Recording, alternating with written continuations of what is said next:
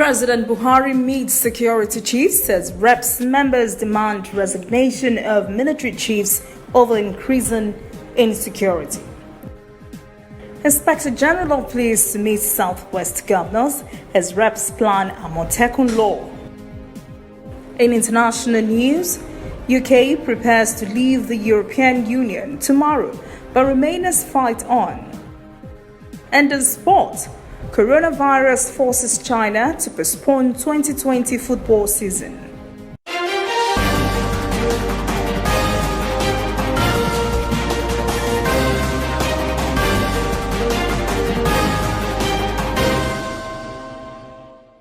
This is ANN News. I am Olajumoke Olatunji. In the face of insecurity in some parts of the country, President Muhammadu Buhari has met again with all service chiefs and his security advisors.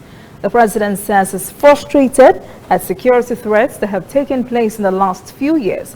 Threats he called an evil plot against the peace of the country. Members of the House of Representatives are calling for the resignation or dismissal of all security chiefs.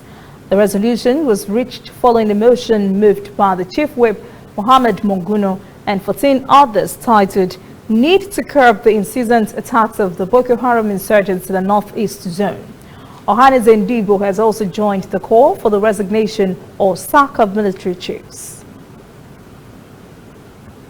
Speaker of the House of Representatives, Femi Gbajabiamila, has directed Majority Leader Alhassan Adodogunwa and Minority Leader Ndudu Elumelu to formulate and present constitutional amendment bills to encourage outfits like Amotekun. Gbajabiamila says the establishment of Amotekun and other local security outfits that already quietly exist in other parts of the country are a desperate response to what he called the vile manifestations of insecurity troubling Nigerians. The lawmakers say the lot of Nigerians is being reshaped by activities of bandits, which have resulted in insecurity in the country. It said these groups are destroying communities and that kidnappers are profiting, while insurgents are working to turn our world to an image of a discredited religious setup. Meanwhile, Inspector General of Police Muhammad Adamu and 6 Southwest governors are meeting over Operation Amotekun. The presidency has described as foolish a call by Senate Minority Leader Eyinaya Baribe asking President Buhari to resign. Senior Special Assistant to the President on Media and Publicity, Garba Shehu, says the call does not represent the opinion of the country, but the opinion of an armchair critic known for making stray comments. Shehu says Abaribe's party raped the country and left it collapsing in 2015. And that President Buhari has spent all his years in office fixing up their mess. Shehu says if a leader like President Buhari needs to resign, then millions of other Nigerians also need to resign, including Senator Abaribe. He said the senator had unlocked the door for treasonable suspects like Nnamdi Kanu to escape. Abaribe had earlier called for President Buhari to resign, saying he has failed to protect Nigerians. Several senators called for the resignation of service chiefs, but Abaribe said the man who appointed them should also go. The country's debt management office has revealed Nigeria owes the World Bank Group nearly $10 billion. The International Bank for Reconstruction and Development and the International Development Association, which make up the World Bank, have lent money to Nigeria for many years. IBRD lends to governments of middle income and creditworthy low income, while the IDA provides concessionary loans called credits and grants to the poorest countries. Data obtained from the Multinational Development Bank also showed World Bank's approved loans to Nigeria have reached $24 billion. Nearly $1 billion and $2 trillion of IBRD and IDA loans had been cancelled. Lagos State Commissioner for Health, Professor Akin Abayomi, says the Chinese government has sent notifications to its citizens to remain in China until there is clarity about the spread of the coronavirus disease. Abayomi disclosed this while giving updates on the state government's level of preparedness to prevent or contain any possible entry of the disease as well as other infectious diseases into Lagos. Abayomi says because of the large trading population between Nigeria and China, the state government has activated an emergency operations center as the command and control center in preparation against infectious diseases. He also revealed that the biosafety laboratory located at the Lagos Mainland Hospital has fully commenced operations. The facility is built for effective management of infectious diseases. Abayomi said surveillance activities are being intensified across the state to fast-track the diagnosis and management of infectious diseases whenever they occur. Justice Abubakar Idris of the High Court of the Federal Capital Territory has granted bail to former Attorney General of the Federation and Minister of Justice Muhammad Bello Adoke in the Malabu oil scam. Economic and Financial Crimes Commission arraigned Adoke and 6 others on a 42-count charge bordering on accepting gratification, granting tax waiver, and forgery. Others stand in trial with the Adoke Malabu Oil and Gas, Nigeria Argip Exploration, Shell Nigeria Ultra Deep Limited, and Shell Nigeria Exploration Production Company. The defendants have always pleaded not guilty. Kotogi also granted Abubakar a 50 million naira bail.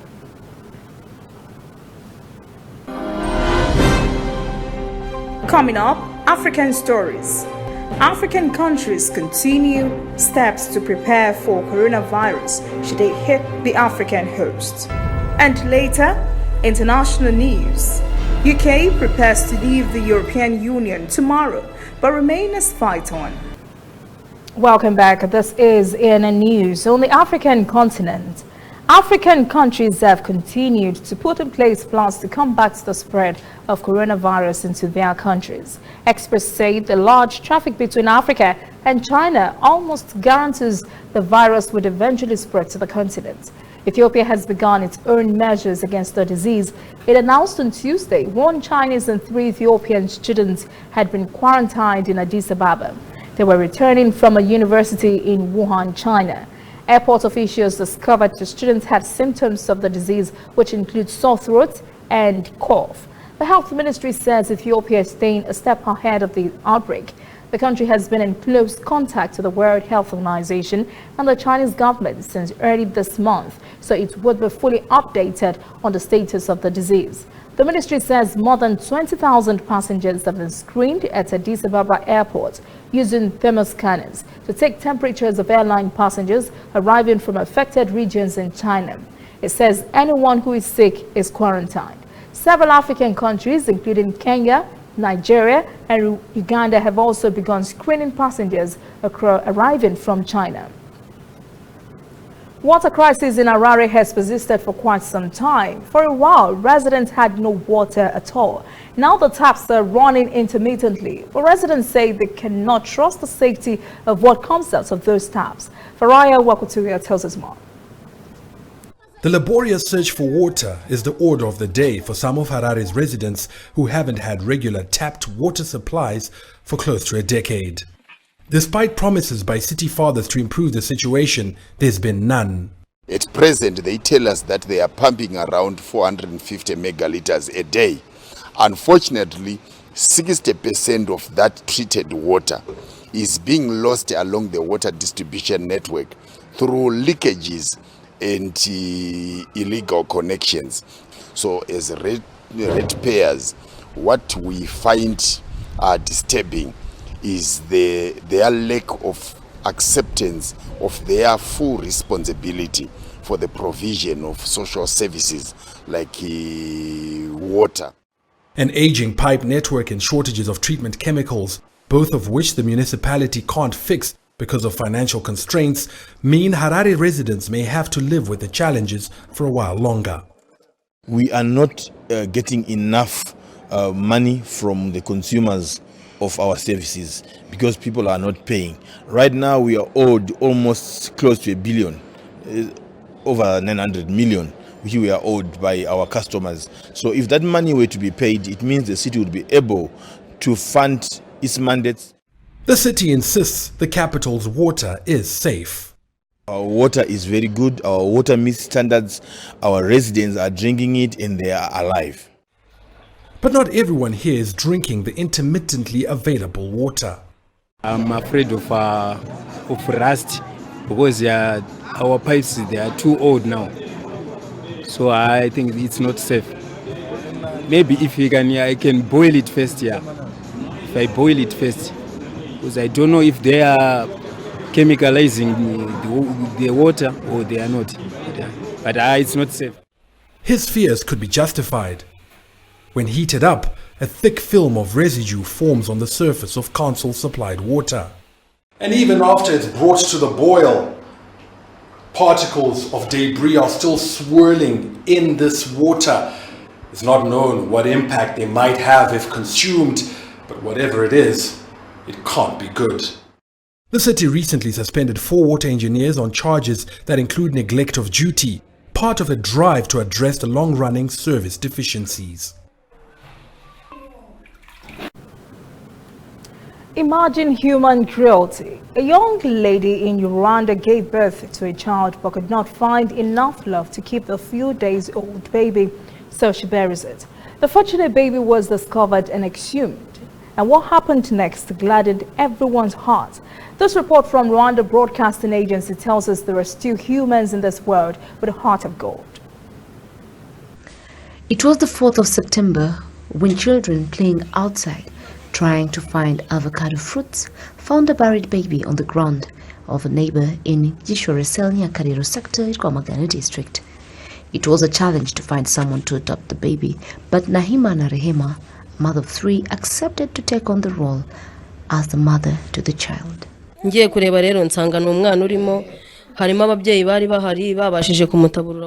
I got to the place where the baby was buried, she was dirty and still had the umbilical cord.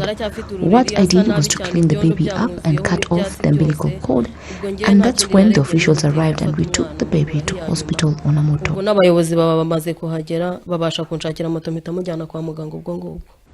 The baby is almost 5 months now and healthy. Rehema weaned her own 2-year-old baby and started breastfeeding the young one. I saw the baby was not responding to milk, so I had to ensure that I breastfeed her. That's why she is healthy, but I give her milk too because I do not have enough breast milk. I thank God because I did not know she would live, because she was in a very bad state when we found her. We found the baby with bandages, a thing that the mother says was caused by the injuries she incurred when she was strangled at birth. Rehema has now named the baby Uwumugisha Firdaus, meaning the 7th heaven. Neighbors applaud Rehema for her act of kindness. The mother came and I said the baby still has the umbilical cord. Someone cut it. Others feared, but she came and did it quickly and held the baby like her own. Everyone refused to touch the baby, but she did it without fear and helped her because she has a kind heart. Neighbors are calling on well wishers to now help Rehema raise the baby and her children. Sector-level officials condemned the act of burying the baby and called on whoever has issues of raising their children to talk to the authorities. When one is faced with such decisions, it is important that they come and talk to the authorities. We are working closely with Rehema to help her. We applaud her and call on all Rwandans to have a heart of kindness. Psychologists say that Rehema's act of kindness will ensure that the baby has no repercussions mentally as she will grow up in a loving family. The birth mother of the child is now under police custody following the heinous act.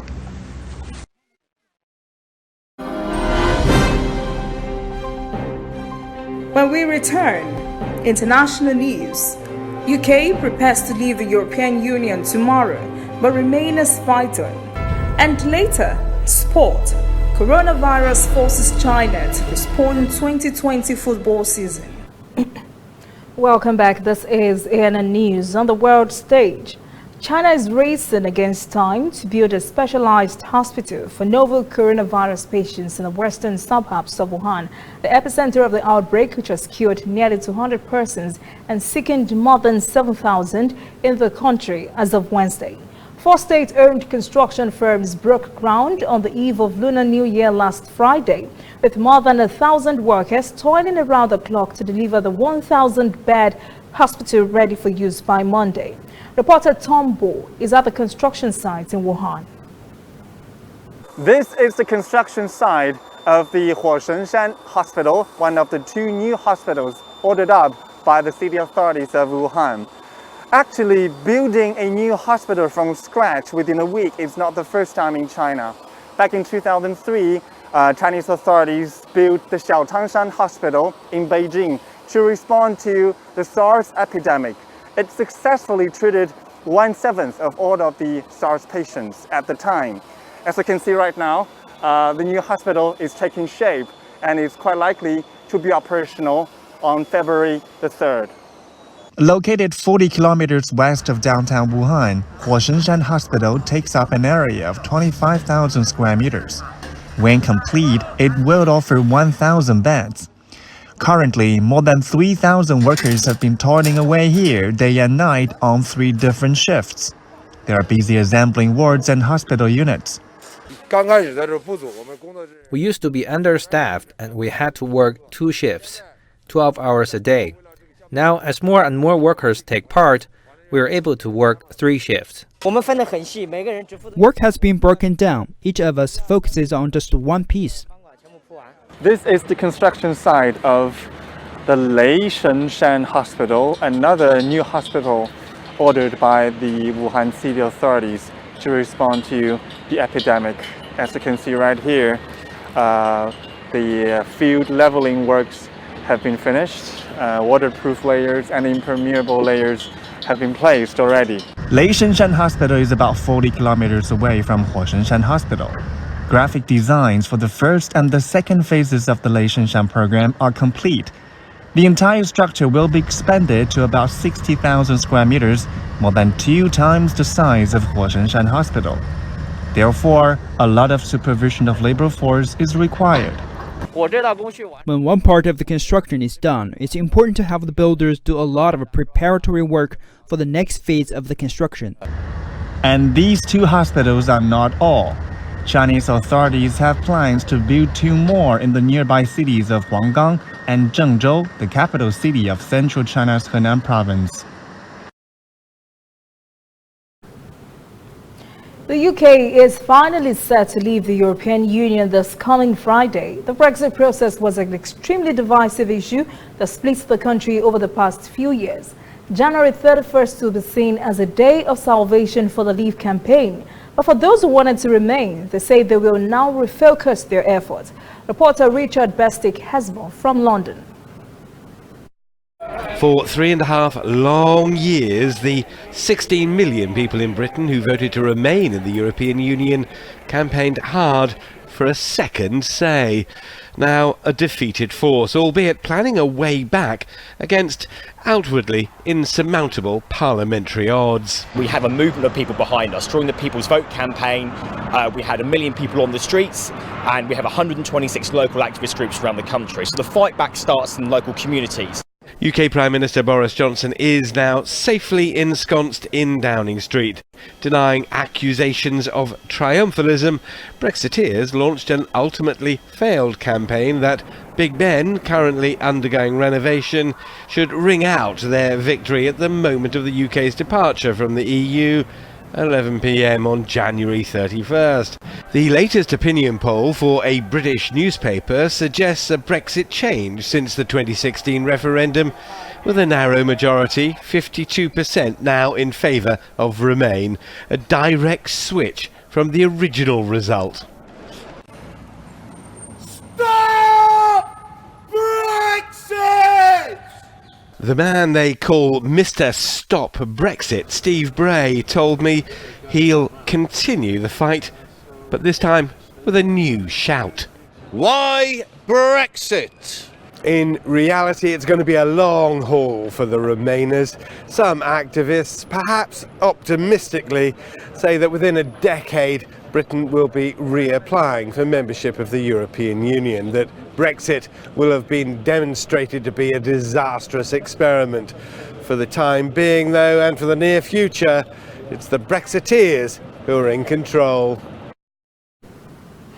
Palestinians have demonstrated against U.S. President Donald Trump's peace plan for the region. Palestinian leader Abu Abbas says this is not a plan for peace, but a scandal and fraud of the century. Trump announced on Tuesday what he calls his realistic two-state solution to restore peace between Israel and Palestine. Israeli Prime Minister Benjamin Netanyahu was standing beside Trump at the White House, but Palestinian leader Abu Abbas boycotted the event. His absence at the event is quite easy to understand. Trump's plan that was meant to bring peace between Palestine and Israel would actually lead to an even smaller Palestinian state than envisioned by the Oslo Peace Agreement in 1993. Under the plan, Jerusalem would become Israel's undivided capital. Palestinian youth faced off with Israeli soldiers with tear gas and stones in protest against Trump's plan. Reporter Stephanie Fried takes a closer look at the peace plan Palestinians say benefits Israel, but takes away even more territory from Palestine. U.S. President Donald Trump outlined his peace plan's key points and described it as a powerful path forward for Palestinians and Israelis and a possible last chance at peace for Palestinians. The proverbial elephant in the room is the elephant that's not in the room. The Palestinians. Palestinian leaders are not part of this process and they reject this plan. The same leaders say that this is the United States and Israel's way of changing reality on the ground. Palestinian leaders rejected the proposal years ago. In his plan outlined, Trump talked about a two-state solution and Palestinian sovereignty. Both are conditional and limit Palestinian autonomy.